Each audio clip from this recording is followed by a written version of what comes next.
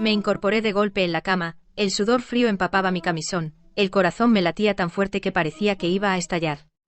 El dolor abrasador de que me desgarraran el cuello parecía persistir en cada nervio. Con las manos temblorosas me toqué el cuello, la piel estaba lisa e intacta, sin herida, pero el recuerdo de ser destrozado por zombies, la agonía de ser devorado vivo, aún era muy real. Miré alrededor, a la foto de boda en la mesita de noche. Este es nuestro antiguo apartamento. El antiguo apartamento donde Carlos y yo comenzamos nuestro matrimonio. No ese infernal rellano, ni las ruinas infestadas de zombies. El colchón a mi lado se hundió, Carlos se despertó casi al mismo tiempo, su rostro pálido como una sábana. Primero se quedó mirando sus propias manos con incredulidad, luego se giró hacia mí de repente. Nosotros. Su voz estaba increíblemente ronca, cada palabra temblaba. No habíamos ya. Muerto. Completé las palabras que él no se atrevía a decir. Muertos justo al salir de nuestra puerta, encerrados por tu buena madre y la familia de tu hermano, y dados de comer a los zombies. Esas imágenes inundaron mi mente sin control. Al tercer día del apocalipsis, Marta llegó con Adrián, su familia de 3, cubiertos de sangre, vinieron a pedirnos ayuda. Cedimos y abrimos la puerta, sin saber que era como invitar lobos a casa. Nuestra comida fue confiscada, y tuvimos que vivir como mendigos, andando con cuidado a su alrededor. Al final, cuando todo se acabó, las frías palabras de Marta aún resonaban en mis oídos. Eres el mayor, tienes que asumir la responsabilidad. Nuestra comida solo puede mantener a la familia de tu hermano. Así que vosotros dos salid y buscad la vida. La puerta se cerró de golpe mientras suplicábamos desesperados. Por más que golpeamos, esa puerta nunca se volvió a abrir. Carlos me abrazó fuerte debajo de él hasta el final, usando su cuerpo para ganarme unos segundos más. Carlos, giré la cabeza, lo miré directamente a los ojos, mi voz más fría y decidida que nunca. Si en esta vida sigues eligiendo a tu gran familia, nos divorciamos ahora mismo. Yo, Serena, nunca más seré asesinada por tu familia. Los ojos de Carlos se enrojecieron al instante, y me agarró la mano. No más. Nunca más. Se le quebró la voz. Su voz estaba llena de dolor y despertar. En nuestra vida pasada, fui un idiota. Creí que los lazos de sangre podían comprar conciencia. Pero cuando me empujaron a morir, ¿acaso pensaron que era su propio hijo y hermano? En esta vida... Él levantó la vista. Sus ojos tenían una determinación y crueldad que nunca había visto antes. Solo te tengo a ti. Solo a esta pequeña familia nuestra. Les haré pagar 100 veces más. Le devolví el apretón de manos, sintiendo el tacto real y cálido. Agarré mi teléfono de la mesita de noche. La fecha clara en la pantalla me hizo contener la respiración. 20 de octubre de 2035, 7:15 a mediodía. Exactamente 8 días hasta el apocalipsis del 28 de octubre. 8 días. Usaré estos 8 días para construir una fortaleza lo suficientemente fuerte para que sobrevivamos, y veré a esos supuestos familiares caminar paso a paso hacia la tumba que cavaron para sí mismos. Tomé una respiración profunda, forzándome a calmarme. Carlos, nuestros ahorros, más los límites de todas nuestras tarjetas de crédito y préstamos en línea, ¿cuánto podemos juntar? Unos 100.000 euros. Hizo los cálculos rápidamente. No es suficiente. Ni mucho menos. Necesitamos almacenar al menos 2 años de suministros para 4 personas. Tenemos que fortificar la habitación segura. Necesitamos armas, medicinas y energía. No tenemos suficiente dinero. Entonces encontraremos una manera. 4 personas. Cierto, y mi mamá y papá. Tomé mi teléfono. Mis dedos temblaban de emoción y urgencia. Tengo que traerlos aquí de inmediato. En la vida pasada, ni siquiera pude verlos una última vez. La llamada se conectó. En el momento en que oí la voz familiar de mi mamá, las lágrimas casi se derramaron de mis ojos, contuve los sollozos. Con un tono que no admitía discusión, les dije que hicieran las maletas de inmediato y tomaran el tren bala más temprano hoy para venir aquí. Serena, ¿qué está pasando realmente? Se escuchó la voz ansiosa de mi papá. Mamá, papá, no puedo explicarlo ahora. Pero por favor confíen en mí solo esta vez. Vengan tan rápido como puedan. Este mundo está a punto de cambiar. Colgué. Reservé los billetes. Sentí una oleada de debilidad. Una mezcla de miedo y alivio. Menos mal que no es demasiado tarde. Nuestro antiguo apartamento ya no es seguro. Rápidamente ordené mis pensamientos. Tu mamá y ellos saben de este lugar. Después del apocalipsis, este lugar definitivamente será un objetivo. Iremos a la antigua casa de mis padres en las afueras, la de Jardines de la Esperanza, el piso del ático con terraza. Es remoto, baja ocupación, y tu mamá y ellos no lo saben. Carlos no dudó. Renunciaré a mi trabajo ahora mismo. Yo también. No tenemos tiempo para dudar. Tampoco hay tiempo para sentimentalismos. Cada segundo es precioso ahora. En la vida pasada, morimos por bondad e ingenuidad. En esta vida, luchamos para sobrevivir. Vivimos para vengarnos. Cuenta atrás del apocalipsis. Comienza ahora. Envié mi carta de renuncia en línea, bloqueé el número de mi supervisor. Carlos y yo no perdimos ni un segundo. Las perspectivas profesionales no significan nada cuando la supervivencia está en juego. Luego fuimos al banco. Retiramos todos nuestros depósitos fijos y solicitamos el préstamo máximo. Luego vinieron todas las plataformas de préstamos en línea, y pedimos prestado como locos, cada centavo que pudimos. El miedo a una deuda masiva no era nada comparado con el miedo a los zombies y al hambre. Por la tarde nos presentamos en Jardines de la Esperanza. Les dijimos que nos mudábamos y necesitábamos una reforma completa, conseguimos las llaves del administrador sin problema. También les dimos regalos en efectivo a los vecinos de arriba y de abajo, diciendo que mantendríamos el ruido bajo durante las reformas. Esta excusa se convertiría en la cobertura perfecta para el enorme flujo de suministros que entrarían y saldrían en el futuro.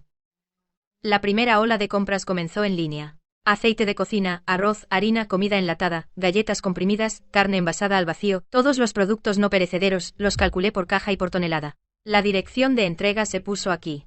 El destinatario se indicó uniformemente como Departamento de Compras y Renovación. Al mismo tiempo contacté con varias empresas de agua embotellada y pedí suficiente agua purificada para llenar una habitación pequeña. Por la tarde mis padres llegaron con su equipaje, con aspecto cansado del viaje y completamente desconcertados. Cuando oyeron lo del brote de zombies de nuestra vida pasada, la llegada de la familia de mi suegra, y que nos echaron toda la triste historia, mi mamá casi se desmaya. Mi papá, en cambio, estaba furioso y quería enfrentarse a mis suegros de inmediato. Papá, ¿qué sentido tiene ir ahora? Lo agarré y lo detuve. ¿Pegarles?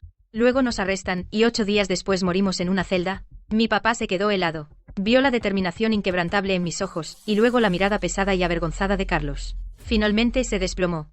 Mamá se secó las lágrimas y me agarró la mano. Serena, solo dinos qué hacer. En ese momento estábamos todos juntos en esto.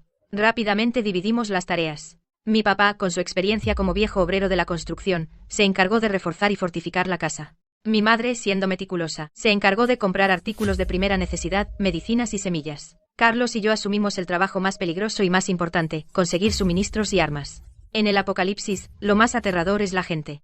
6 días para el apocalipsis. Estábamos acaparando suministros frenéticamente. Gastábamos dinero como locos. Mi padre condujo una camioneta alquilada y trajo la primera carga de varillas y cemento, placas de acero antiexplosión y un grueso aislamiento acústico. Su plan era audaz pero cuidadoso. Conectaría nuestra unidad, la 3601, con la de al lado que acabábamos de alquilar, la 3602. Instalaríamos un pasadizo oculto dentro, manteniendo la apariencia de 2 unidades separadas.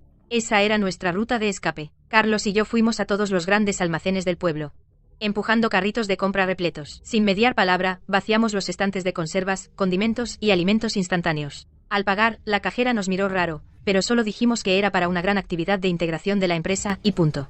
Cada vez que subíamos los suministros, nos asegurábamos de ir cuando había poca gente, y nos quejábamos a los vecinos de lo pesadas que son las reformas. Mamá era increíblemente minuciosa.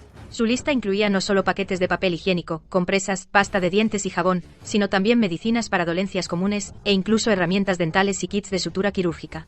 También fue a todos los centros de jardinería, comprando toneladas de semillas de hortalizas y tierra para macetas. La terraza de la azotea iba a ser nuestra futura granja ecológica. En solo 3 días, el apartamento que antes estaba vacío se llenó hasta los topes. Comida, agua, medicinas, herramientas. Todo clasificado por categorías, ordenado y organizado. Mi padre trabajó sin parar. El muro no portante entre las 2 unidades se abrió de forma inteligente, instalando una puerta oculta. Todas las ventanas recibieron placas de acero correderas por dentro. Por la tarde, volví sola al antiguo apartamento. En rincones ocultos del salón, la cocina y el dormitorio principal, instalé 3 minicámaras, conectadas a una aplicación para poder controlarlas en tiempo real. La nevera estaba repleta de alimentos perecederos, verduras frescas, frutas, leche y carne. La familia de mi suegra siempre quería que Carlos y yo gastáramos dinero. Nunca compraban nada extra, y la comida que les dejé no duraría más de unos días. Comed bien, dije a la habitación vacía. Esta es la última comida decente que vais a tener. De vuelta de la última gran recogida de suministros, me paró una vecina chismosa del barrio. Oh, Serena, ¿estás abriendo un supermercado o qué? ¿Cuántos viajes has hecho? Algunos otros vecinos me miraban. Me forcé a esbozar una sonrisa indefensa y dolida. Señora García, ni me lo menciones. Mi suegra y la familia de mi cuñado insistieron en venir. Así que ahora viven aquí varias personas más. Hay que abastecerse ahora, ¿verdad? Sabes, la familia de mi cuñado come muchísimo. Suspiré con arte, desviando con éxito la mirada comprensiva y cómplice de la vecina hacia esos parientes infames. Esta mentira se extendió rápidamente por el barrio. La forma en que la gente nos miraba mientras acarreábamos suministros pasó de la curiosidad a la simpatía, e incluso un poco de satisfacción autocomplaciente. Como si ya pudieran ver la trágica escena de nosotros siendo exprimidos por esos parientes sanguijuelas. Eso era exactamente lo que quería. Como si fuera a dejarles todo esto. Carlos y yo ya lo habíamos planeado. A altas horas de la noche, mudaríamos en secreto los suministros a la casa de las afueras. Ahora puede que solo tengan curiosidad, pero cuando llegue el apocalipsis, este tipo de atención traerá un desastre imprevisto. En el apocalipsis, los corazones de la gente son lo más aterrador. Al pensar en esto, no pude evitar esperar con ansias ver a mi suegra y a la familia de mi cuñada, enfrentándose a la ira de los vecinos. ¿Qué escena será esa en el futuro? Día 4 antes del apocalipsis, nuestra expedición de suministros entró en su fase final, y la más loca. Carlos consiguió unos arcos de poleas gracias a sus contactos, un montón de flechas, y algunas armas blancas. Mi papá consiguió un pequeño generador de gasolina, kits de paneles solares y unos cuantos bidones grandes de combustible preciado. Mi mamá incluso consiguió gallinas y conejos vivos, y los guardó en jaulas en el balcón.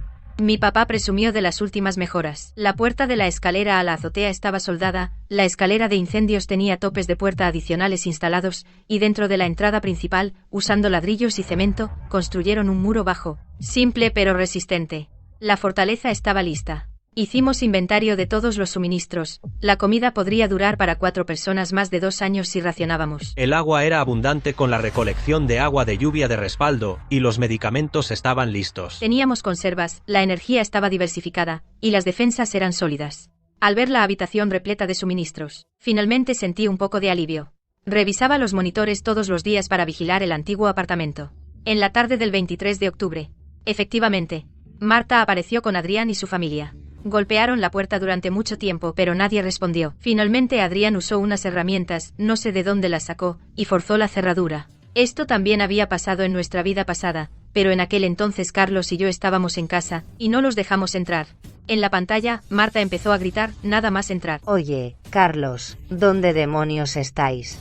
Lilia sostenía a Tobías, mirando con asco la sala de estar desordenada. ¡Qué cara! Adrián pateó el cubo de basura. Mamá, ¿no dijiste que Carlos dijo que podíamos quedarnos? ¿Cómo iba a saber que realmente tendrían el valor? La voz de Marta se fue apagando, pero luego se puso chula otra vez. Está bien, total no están aquí, esta casa es nuestra ahora. El pequeño nieto de la abuela se queda con la habitación grande. Al ver esto apagué el monitor, con cara de piedra. Adelante, seguid así. Cuando llegue el apocalipsis, veremos cuánto tiempo podéis seguir creyéndoos. Pronto llegó el día del apocalipsis. En nuestra vida pasada, 28 de octubre de 2035, 6:35 p.m., el día que comenzó el apocalipsis. Mi suegra llamó, dijo que se quedarían con nosotros en un par de días. Me pidió que preparara todo. Por eso, Carlos y yo discutimos. Así que ninguno de los dos salió a tiempo. Más tarde, al tercer día del apocalipsis, mi suegra y mi cuñado, su familia de 3 llegó a nuestro complejo. Adrián llevaba un hacha de quién sabe dónde, cubierto de sangre. No pude soportarlo, así que abrí la puerta y los dejé entrar. Nunca pensé que estaría dejando entrar a un lobo en casa. Esta vez quiero ver sin nosotros cómo se las arreglan. Ahora mismo toda nuestra familia está reunida en el telescopio, observando la ciudad que aún funciona con normalidad. Mi mamá está preocupada de si el apocalipsis realmente llegará. De repente, una serie de violentos estruendos llegaron desde la calle principal, seguidos de chirridos de frenos y gritos. A través del potente telescopio, vi a un hombre comportándose de manera errática abalanzarse sobre un peatón. La sangre salpicó un rojo cegador. La gente aterrorizada huía como moscas sin cabeza. Los coches chocaban sin control. El humo negro se elevaba por todas partes. Llanto e insultos, incluso desde esta distancia, atravesaban el cristal hasta nuestros oídos. Realmente ha llegado. Mi mamá se cubrió la boca, su cuerpo temblaba ligeramente. Mi papá la abrazó con fuerza por los hombros, con el rostro pálido. Carlos tomó mi mano fría. En la tele se escuchó la voz de un presentador de noticias de emergencia, intentando sonar tranquilo pero sin poder ocultar el temblor. Instaba a los ciudadanos a ir a casa inmediatamente, cerrar puertas y ventanas, y esperar las instrucciones del gobierno. La pantalla del televisor se volvió estática rápidamente. Internet empezó a ir lento. En las redes sociales y los chats grupales, estaba inundado de videos sangrientos y desesperadas súplicas de ayuda. Justo entonces, sonó el teléfono de Carlos. El nombre que parpadeaba en la pantalla era «Mamá». Y él lo miró fijamente con la mirada compleja, con dolor persistente y un odio aún más frío. Puso el altavoz. El grito aterrador de mi suegra atravesó el aire. Carlos, ¿dónde estáis? Volved. Las calles están llenas de locos. No queda comida en casa. Ve a comprar arroz y harina, ahora mismo. Mucho. Incluso cuando llega el apocalipsis, él solo nos quita. Carlos se quedó en silencio unos segundos. Su voz era inquietantemente tranquila. Mamá, estoy fuera y no puedo llegar a casa. Hay monstruos aquí fuera devorando gente. ¿Y quieres que vaya al supermercado ahora? Me da igual que seas el mayor. Tienes que asumir la responsabilidad. ¿Quieres matar de hambre a tu propia madre y sobrino? Mi suegra gritaba, totalmente irracional. Carlos me miró una última vez. Habló por teléfono, pronunciando cada palabra. Mamá, en nuestra vida pasada dijiste exactamente lo mismo. Eres el mayor. Tienes que asumir la responsabilidad. Luego nos encerraste a Serena y a mí. Silencio absoluto al otro lado. Luego, unos segundos después, maldiciones aún más frenéticas. Carlos colgó. Sacó la tarjeta SIM. La partió en dos y la tiró a la basura. Apreté fuerte la mano de Carlos. Me estrechó entre sus brazos. Enterró su rostro en mi cuello por un momento. Y actuó como si nada pasara. Pero tenía los ojos un poco rojos. Sabía que él sufría más que yo. La Zambia. En nuestra vida pasada, su propia madre y su hermano menor lo echaron brutalmente de casa, y fue devorado vivo por zombies. Ahora mi suegra no tiene derecho a culpar a Carlos. Estos días, los gritos y disparos ocasionales en el vecindario recuerdan a todos que esto no es un simulacro. Mi atención estaba en la vigilancia de nuestro antiguo apartamento. Los primeros días, la familia de mi suegra aún malgastaba la comida que quedaba. Pronto la nevera quedó vacía. La despensa quedó pelada. Pelearse se convirtió en su rutina diaria. Mi suegra se quejaba de que su hijo y su nuera comían demasiado. Mi cuñada acusaba a mi suegra de ser inútil. Mi cuñado era como un tirano, dando órdenes a su madre y su esposa. Su hijo mimado, al no recibir golosinas ni juguetes, lloraba y gritaba todo el día. Mi suegra se encorvaba más cada día. Los ojos de mi cuñada eran venenosos. Mi cuñado era como una bestia enjaulada, yendo de un lado a otro de la habitación, con la mirada recorriendo de vez en cuando a su mujer e hijo, con una expresión escalofriante. Sé el día en que se acabe la comida en el antiguo apartamento, es cuando se derrumban por completo. Y los demás supervivientes hambrientos del recinto finalmente pondrán sus miras en ese apartamento que supuestamente tiene suministros. No necesito hacerlo yo misma. Solo necesito esperar pacientemente, y ver cómo se consumen por su propia codicia y estupidez. En la transmisión de vigilancia, el último poco de arroz en el antiguo apartamento se cocinó hasta convertirse en un caldo aguado.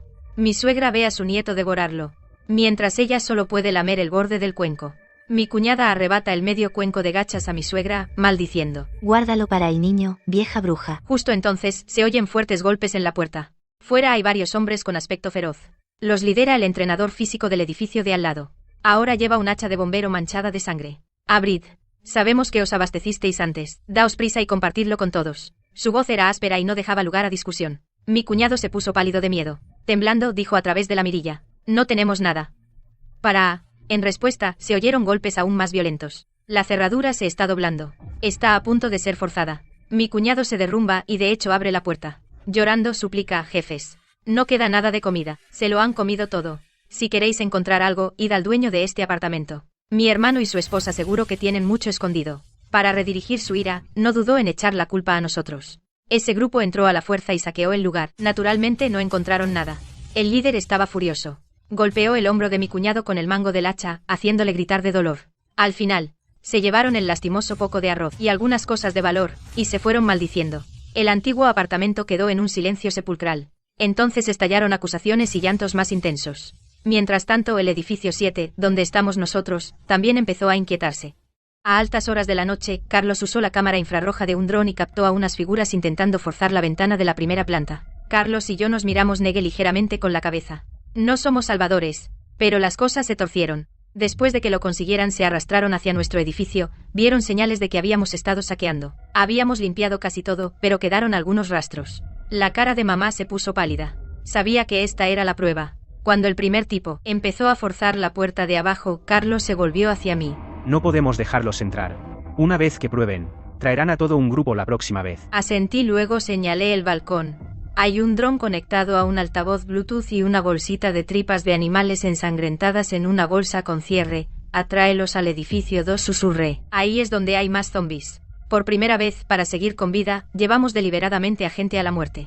Después de todo eso, nadie en la fortaleza dijo una palabra. Solo el sonido de la respiración agitada. El viejo apartamento se había convertido en un infierno. En el monitor, los ojos de mi cuñado se volvían más inquietantes, se quedaba mirando a su mujer y a su hijo durante horas. Los miraba como si fueran comida.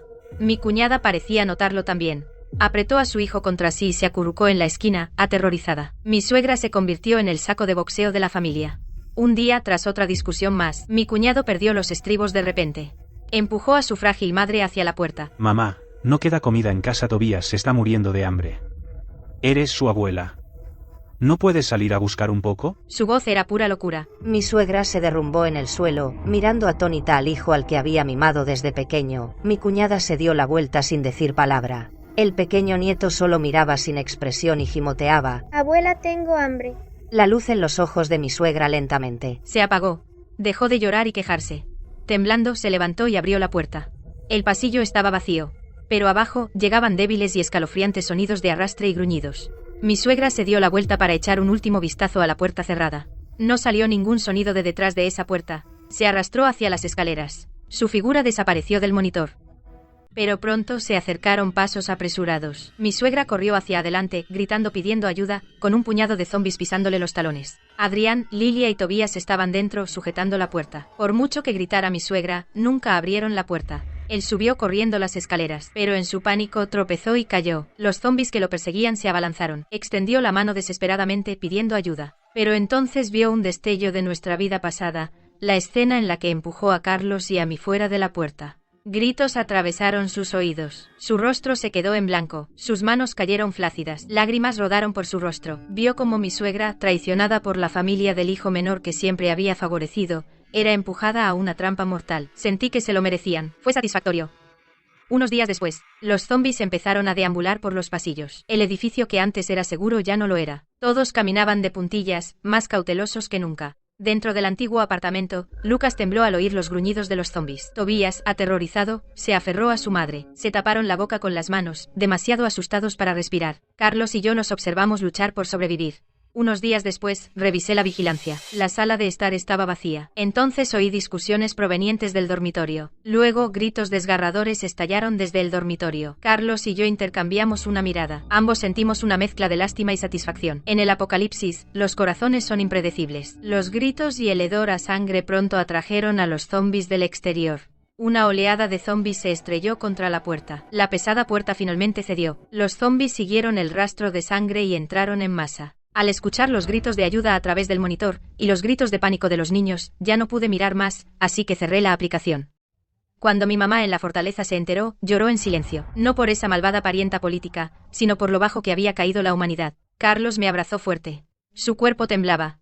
La emoción de la venganza nunca llegó. En cambio, solo sentí agotamiento y un escalofrío profundo. Al mismo tiempo, el número de supervivientes en el vecindario se desplomó, y los zombis merodeando habían aumentado a más de 30. Mayormente concentrados alrededor del edificio 3 y el edificio 5, porque esos dos edificios tenían la mayor cantidad de residentes y la mayor cantidad de personas vivas. Nuestro edificio 7 era el más alejado.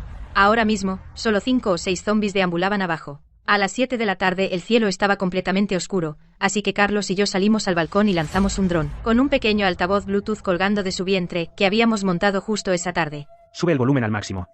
¿Qué ponemos? Preguntó Carlos. Heavy metal, pensé un momento. Cuanto más alto, mejor.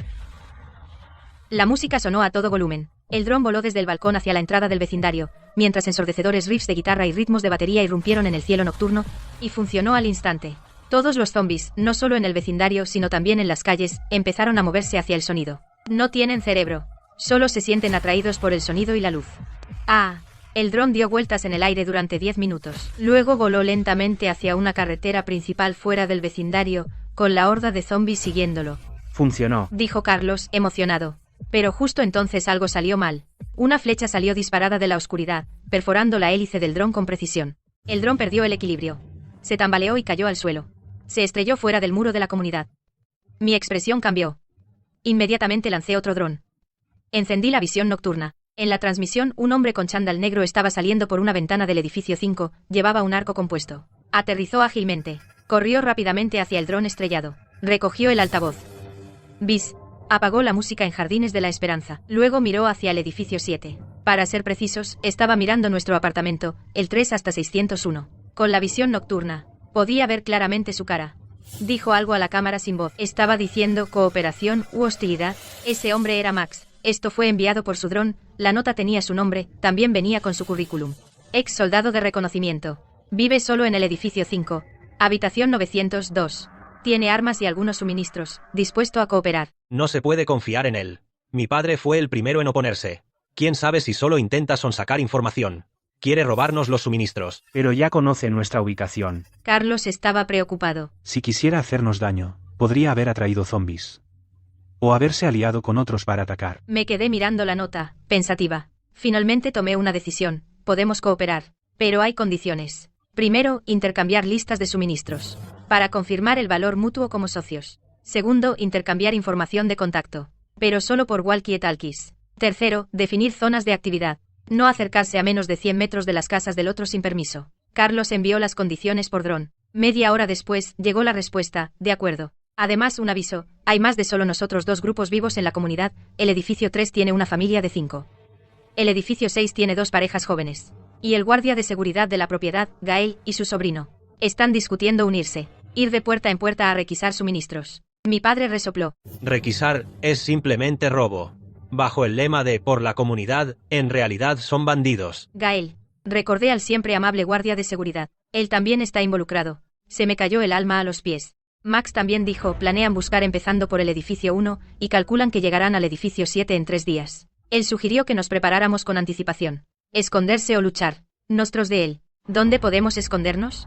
El espacio combinado de los 2 apartamentos es grande, pero si están decididos a buscar, nos encontrarán tarde o temprano, así que a luchar. Tenemos 4 adultos, pero excepto Max, todos son civiles sin entrenamiento. El otro lado tiene al menos 10 personas, y también pueden tener armas. Le pregunté a Max cómo quería trabajar juntos. El dron despegó de nuevo, y trajo de vuelta un plan detallado. El plan de Max era simple, usar sonido o el olor a sangre para atraer zombies a su lugar. Si los zombies se encargan de ellos, eso es lo mejor.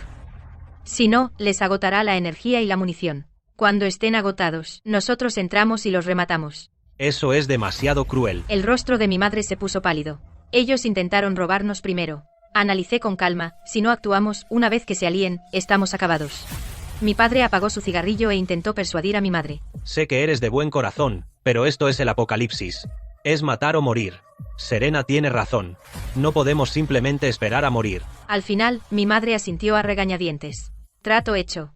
Max se encargaría del reconocimiento y la planificación, y mi familia se encargaría de la ejecución. Por ahora, cada uno se busca sus propios suministros, pero si un lado tenía una necesidad urgente, el otro podía intercambiar por bienes equivalentes. Primer objetivo, Gael, el guardia de la propiedad. Según la información de Max, Gael y su sobrino viven en la oficina de la propiedad en el edificio 2. Hay una sala de vigilancia allí, que puede ver las imágenes de todas las cámaras del complejo. Aunque la mayoría de las cámaras ya están rotas, algunas todavía funcionan. Tenemos que eliminar ese ojo primero. A las 2 de la madrugada, Carlos y yo salimos al balcón y lanzamos el dron con el pequeño altavoz. Esta vez, nada de música. En su lugar pusimos un llanto de bebé pregrabado. El volumen no era alto, pero en plena noche se oía clarísimo. Los zombies son muy sensibles al sonido, especialmente a los ruidos de alta frecuencia. Efectivamente, unos minutos después, los zombies que deambulaban por el barrio empezaron a agruparse hacia el sonido.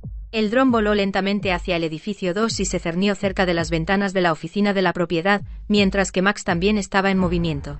Usando otro dron, dejó caer varias bolsas de sangre en la base del edificio 2. Las habían hecho esa tarde con sangre de cerdo caducada. El olor era fuerte. Los zombies se volvieron completamente locos. Se agolparon alrededor del edificio 2, rugiendo y golpeando la puerta de entrada. Gael y su sobrino se despertaron y miraron hacia abajo desde la ventana, muertos de miedo. Intentaron bloquear la puerta, pero ya era demasiado tarde. La puerta de entrada era vieja y estaba desgastada, y bajo el impacto de una docena de zombies, se deformó rápidamente. Se oyó el chirrido de las bisagras de la puerta al romperse, seguido del rugido de los zombies que entraban en el pasillo. Los gritos atravesaron la noche. Por el walkie-talkie, Max informó con calma, objetivo eliminado. La sala de seguridad ahora está vacía. Después del amanecer, los zombies perderían su objetivo y se dispersarían gradualmente. Entonces podría dirigirse al edificio 2 y coger el disco duro de la sala de seguridad y todo lo útil. A las 4 de la madrugada, todo estaba en silencio. Mi familia se sentó en el oscuro salón. Nadie habló. Acababan de matar indirectamente a 2 personas. Claro, eran enemigos, y fue en defensa propia, pero aún así se sentía terrible. ¿Me he convertido en una mala persona?, preguntó mi mamá en voz baja. Mamá, en el apocalipsis no hay personas buenas o malas. Tomé la mano de mi madre. Solo están los vivos y los muertos.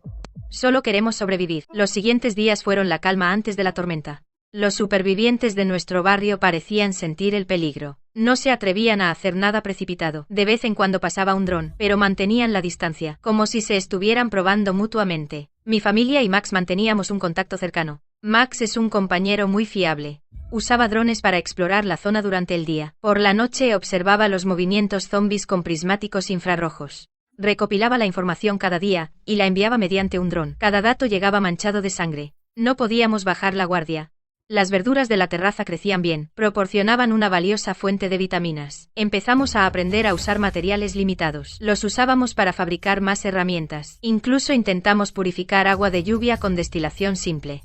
Las habilidades de supervivencia se ponían a prueba al máximo con las crisis diarias. Sin que nos diéramos cuenta, el invierno llegó silenciosamente. Cayó la primera nieve, cubriendo la suciedad y los escombros de las calles. La ciudad quedó cubierta de nieve. La temperatura cayó por debajo de cero. La blancura cubrió el derramamiento de sangre, pero trajo una nueva crisis de supervivencia. El frío extremo redujo la eficiencia de nuestros paneles solares. No nos atrevíamos a usar el generador diésel a la ligera. Solo podíamos mantener el interior apenas por encima del punto de congelación. Nos pusimos todas las capas gruesas que teníamos. Nos encerramos en el dormitorio principal más cálido. El aislamiento improvisado de paneles de espuma y edredones ayudó un poco. Pero estábamos todos congelados, con los labios morados. El jardín de la terraza que mi madre cuidaba con esmero perdió la mayoría de los brotes por la ola de frío. Solo unas cuantas verduras de hoja resistentes al frío sobrevivían en el invernadero de plástico. Peor aún, mi madre enfermó. El frío constante y la desnutrición le provocaron un resfriado severo, que luego derivó en bronquitis.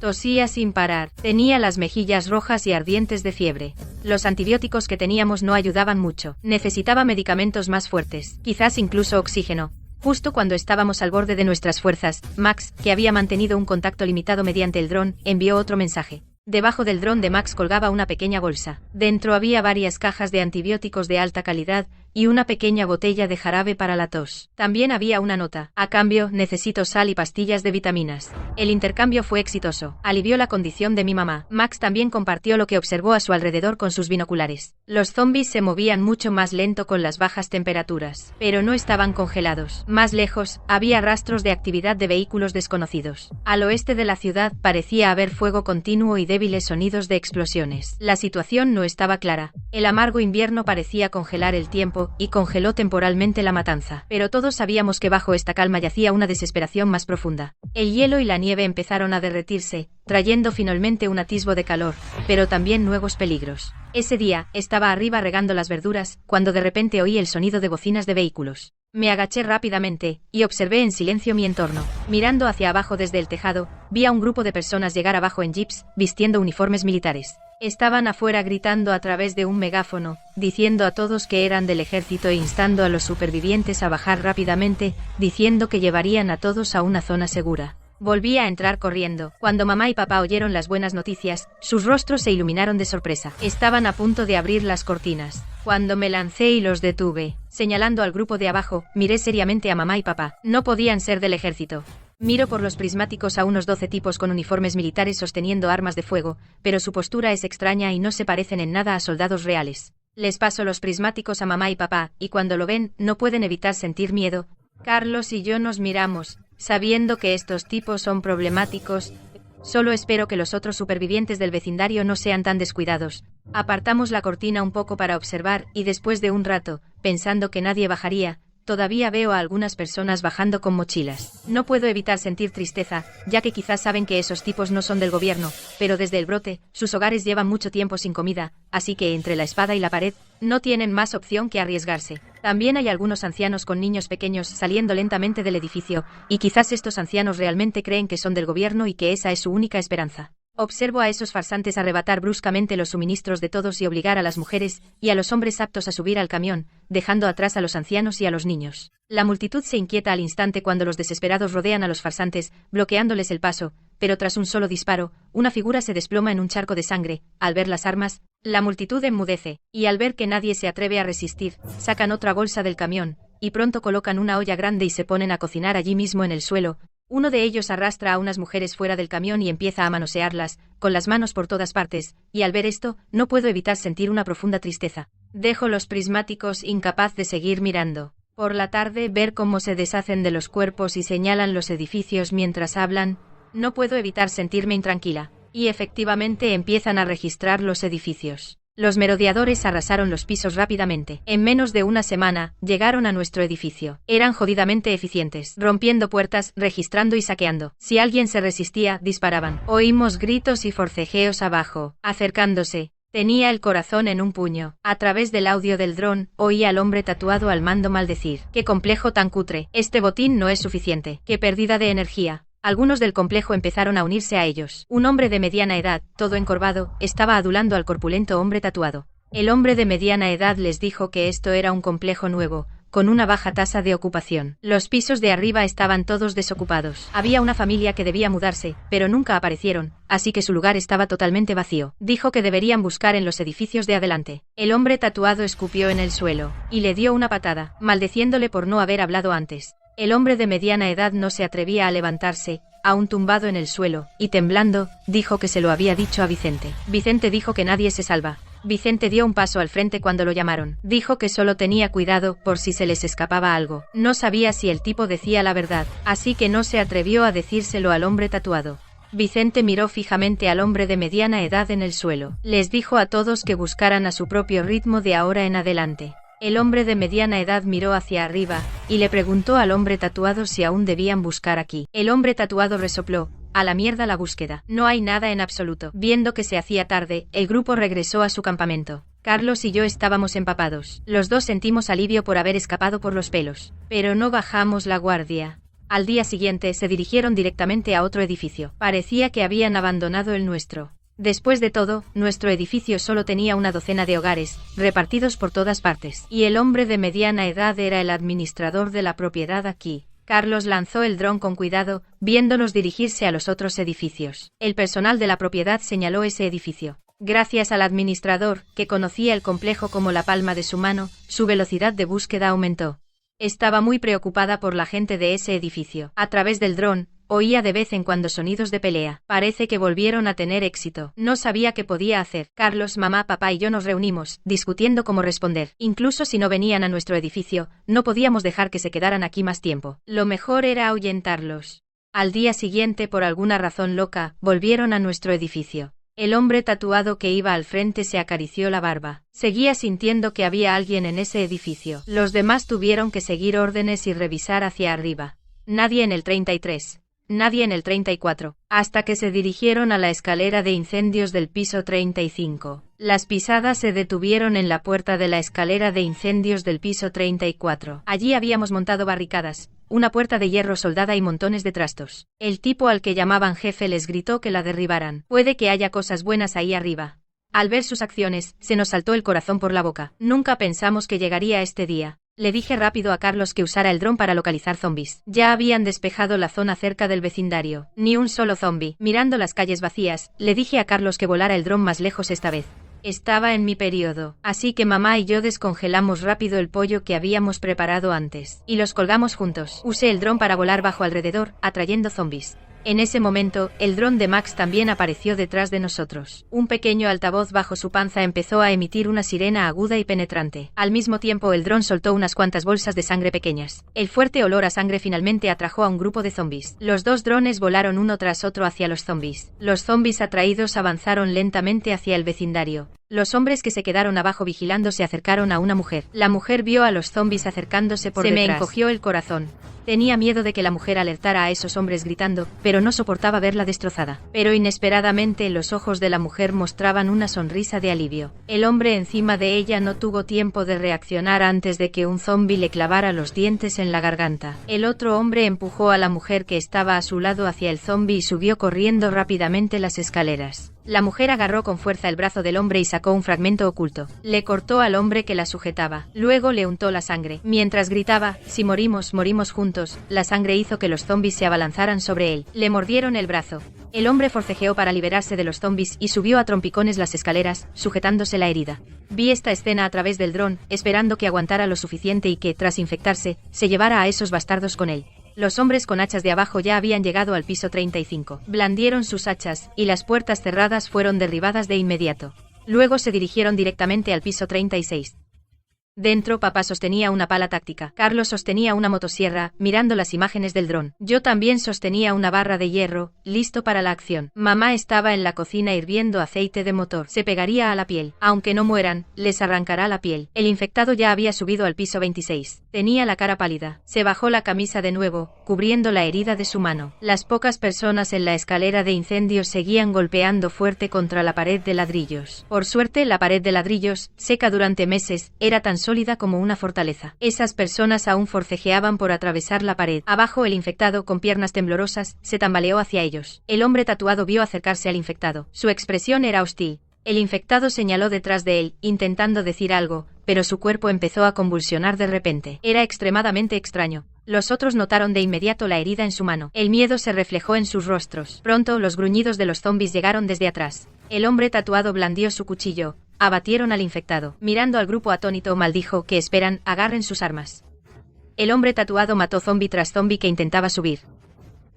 Le gritó al hombre de rojo con la bolsa que abriera la puerta. Y el hombre de rojo estaba a punto de abrirla con una herramienta. Observamos atentamente cada uno de sus movimientos. Teníamos el corazón en la garganta. Si realmente entraban, nuestra familia estaría sin duda en grave peligro. Por suerte, los zombies fueron más rápidos. Los zombies de atrás agarraron la muñeca del exhausto hombre tatuado y mordieron con fuerza. Sus supuestos hermanos ya estaban aterrorizados. Algunos intentaron huir escaleras abajo, pero los zombies no conocían el miedo, y subían en masa sin descanso. Una reacción en cadena estalló al instante. Gritos de terror y maldiciones desesperadas resonaban y chocaban en la escalera. Del dron llegaron gritos agudos e inhumanos. Ninguna de esas personas sobrevivió. Después de días de ansiedad, por fin nos relajamos. Tras la tragedia en el piso 35, aparte de nosotros y Max, parecía que no había más supervivientes. Los zombies, al carecer de presas frescas y comida, se dispersaron gradualmente de Jardines de la Esperanza. El segundo año nuevo tras el apocalipsis, salteamos un gran plato de carne curada, un plato de verduras, y unos brotes de soja salteados. Mi madre también hizo un relleno con verduras y carne curada, y envolvió empanadillas. Levantamos nuestras copas para celebrar el año nuevo y celebrar que seguíamos vivos. Mientras comíamos, de repente llegó una fuerte señal luminosa de Max desde fuera. Escuchamos una emisión de radio y confirmamos que era una frecuencia militar. Estaban transmitiendo coordenadas de zona segura e información de contacto. Está en las montañas, a unos 193 kilómetros al este. Esta noticia fue como un rayo, que destrozó nuestra vida estancada. La nación realmente estableció un bastión seguro en la zona segura. La esperanza, por primera vez, era tan tangible ante nosotros. Pero con ella vinieron intenso debate y profunda ansiedad. Mi padre se oponía firmemente a irse. Son 193 kilómetros. Y es el apocalipsis ahora. ¿Qué hay ahí fuera? Hordas de zombies, merodeadores, carreteras rotas, vehículos averiados. ¿Cómo se supone que viajemos? Nos esforzamos tanto en construir esta fortaleza. Salir es un suicidio. Carlos se inclinaba a correr el riesgo. Pensaba que quedarse aquí era solo esperar a que se acabara la comida, a que se estropeara el equipo, y si estallaba una enfermedad, no tendríamos ayuda externa. Ya que la nación pudo establecer una zona segura, podría haber puntos de apoyo en el camino, esta es la única oportunidad. Mi madre me miró, con una expresión complicada, y dijo que seguiría mi decisión. Toda la presión recayó sobre mis hombros. Volví después de renacer, construí esta fortaleza con conocimiento previo, y ayudé a mi familia a sobrevivir los tiempos más caóticos. Pero en mi vida pasada, morí demasiado pronto, lo que pasa después, tampoco lo sé. Al final tomé la decisión, nos vamos. Mi papá estuvo en silencio durante mucho tiempo. Por fin, suspiró. Empezó a revisar su equipo en silencio. Mamá, sin embargo, empezó a empaquetar frenéticamente medicinas y raciones de comida concentrada. Carlos me abrazó fuerte. Empezó a planificar modificaciones de vehículos y distribución de armas. A través del dron, llegamos a un acuerdo final con Max. Iba a viajar en el mismo coche que nosotros. Proporcionaría un vehículo todoterreno modificado. Serviría como conductor principal y escolta de combate, y proporcionaría raciones de comida concentrada suficientes para al menos un mes, una gran cantidad de medicinas y combustible extra. Todas las decisiones durante el viaje deben negociarse entre ambas partes. El botín se distribuiría según la contribución.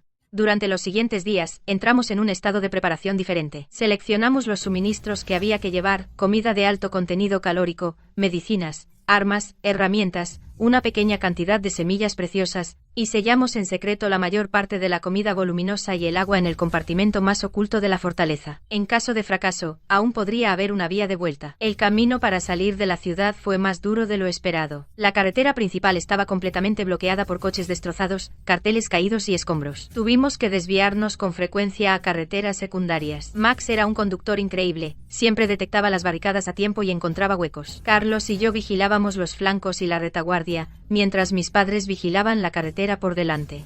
Pronto, en un cruce, nos topamos con una barricada hecha por el hombre.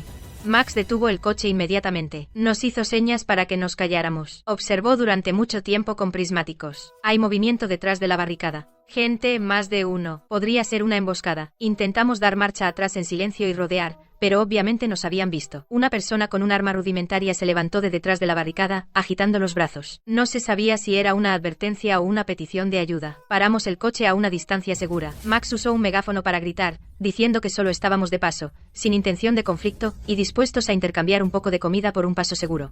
El otro lado guardó silencio un momento. Un hombre de mediana edad, pálido y delgado, se acercó lentamente desde detrás de la barricada. Sus ojos estaban llenos de súplica. El hombre decía ser un superviviente de un pueblo cercano. Estaban muy mal. Esperaba intercambiar medicinas con nosotros. Aceptamos. El hombre, con la mano huesuda, tomó el paquete de medicinas que le dimos, y por un segundo vi auténtica gratitud en sus ojos. Pero justo cuando Max iba a arrancar el coche y marcharse, todo se torció. Varias personas con palos y cuchillos de carnicero aparecieron de repente cerca, rodeando rápidamente nuestro coche. Se me cayó el alma a los pies. Caímos en la trampa, pero lo que realmente me heló la sangre fue la figura que salió lentamente de detrás de la multitud. Estaba en los huesos, la cara cubierta de mugre, la ropa hecha jirones, pero aún así lo reconocí al instante. Adrián, el hermano de Carlos. Mi cuñado. Así que seguía vivo. Adrián cruzó la mirada con nosotros, sus ojos ardían de odio venenoso. Su mirada primero recorrió la cara de Carlos. Adrián, y luego se fijó en mí. Carlos, Serena, así que sigo vivo, ¿eh? ¿Decepcionados? Miré a Carlos a mi lado. Sus nudillos estaban blancos como la cal. Tragó saliva con fuerza. Pero se quedó en silencio. Adrián se dio la vuelta de repente y gritó a los supervivientes hambrientos. Mi propio hermano y su esposa. Acapararon Dios sabe cuánto antes de todo esto. Mi madre y mi esposa. Los niños. Todos muertos porque ellos no movieron un dedo. Comida energética. Comida energética. Comida energética. Tienen medicinas y comida en su coche. Lo tienen todo. Energética. Todo. Las palabras de Adrián avivaron el fuego en ellos. Gritaron y empezaron a empujar y golpear el coche con más fuerza, intentando encontrar una entrada. Gracias a Dios, el coche de Max era resistente como un tanque. Malla de hierro soldada, placas de acero reforzadas, neumáticos todoterreno especiales, los contuvieron, de momento. Pero estábamos completamente atrapados. No podíamos avanzar ni un centímetro. Justo entonces, con un destello asesino en los ojos de Adrián, sacó de repente de su abrigo una botella de plástico con un trapo metido en la boca. Un cómplice a su lado sacó un mechero. Encendió el trapo. Adrián soltó una risa ronca, con el brazo en alto, el cóctel molotov apuntando directamente a nuestro parabrisas. Dejad el coche y todo lo que hay dentro, o nadie saldrá de aquí. Nuestro coche está completamente rodeado. Adrián sostiene en alto un cóctel molotov improvisado, a solo 10 metros delante de nuestro coche. Detrás de él hay 7 u 8 supervivientes incitados con caras feroces. Aprieto los puños. Mis uñas se clavan en las palmas. Es mi decisión la que ha llevado a nuestra familia a este callejón sin salida. A través del espejo retrovisor, veo los rostros pálidos de mis padres y el ceño fruncido de Carlos. Les susurro, lo siento. Mi voz tiembla sin control. La mano de mi madre llega desde el asiento trasero y se posa suavemente en mi hombro. Carlos toma mi mano entre las suyas. Dice que no es mi culpa, consolándome. Somos familia. Enfrentaremos todo juntos. Esas palabras estabilizan mi mente casi destrozada. Me obligo a observar. Entre el grupo fuera del coche, ese hombre de mediana edad, cetrino y demacrado, siempre se acurruca atrás. Sus ojos parpadean. Respiro hondo. Bajo la ventanilla un poco. No suplico. En cambio, alzo la voz, mirando el cóctel molotov en su mano. ¿De verdad queréis morir juntos? La llama crepita en la mano de Adrián, iluminando la sonrisa torcida en sus labios. Sigo gritando que el país ha establecido zonas seguras. La victoria está cerca. ¿No queréis vivir para llegar allí? La multitud muestra el primer signo de vacilación. Alguien baja la piedra levantada. Adrián obviamente no espera que todos se dejen influenciar. Los músculos de su cara se contraen. Intenta recuperar el control. Y justo cuando se retuerce agitadamente, en el momento en que su cuello queda expuesto en la tenue luz del coche, veo en ese trozo de piel una extensa red de venas sobresalientes, de color azul negruzco, como una telaraña. Adrián intenta seguir incitando a esa gente. O quizás se apoderen primero de nuestros suministros. Mis palabras provocaron a todos de inmediato. Todas las miradas se clavaron en Adrián. Podía sentir el cuerpo de Carlos tensarse a mi lado, y oír a mis padres jadear en el asiento trasero. Sabía que debía aprovechar el momento. Enseguida señalé los evidentes fallos en la historia de Adrián. Lo vi en las imágenes de vigilancia. Lo vi ser derribado y mordido por zombies. Y sin embargo está aquí, sin un solo rasguño. Eso es lo que lo hace tan sospechoso. La cara de Adrián se torció a la luz del fuego. Rápidamente levantó la mano como para cubrirse el cuello. Al mismo tiempo se defendió rápidamente, intentando quitárselo de encima con débiles excusas como que solo tuvo suerte o una fuerte voluntad de sobrevivir. No le dejé seguir con sus mentiras. Señalé el lado de su cuello y les dije que lo vieran por sí mismos. La multitud se inquietó. El tipo acurrucado atrás, ese hombre demacrado y de tez cetrina, se arrastró temblorosamente unos pasos y se inclinó para mirar el cuello de Adrián. Al segundo siguiente, su cara se puso blanca como el papel. Le flaquearon las piernas y se derrumbó en el el suelo. Señaló el cuello de mi cuñado, con los labios temblorosos, incapaz de pronunciar una sola palabra. Su reacción fue toda la prueba que necesitábamos. La multitud se dispersó, el círculo apretado expandiéndose hacia afuera al instante. Cada rostro mostraba puro terror e incredulidad.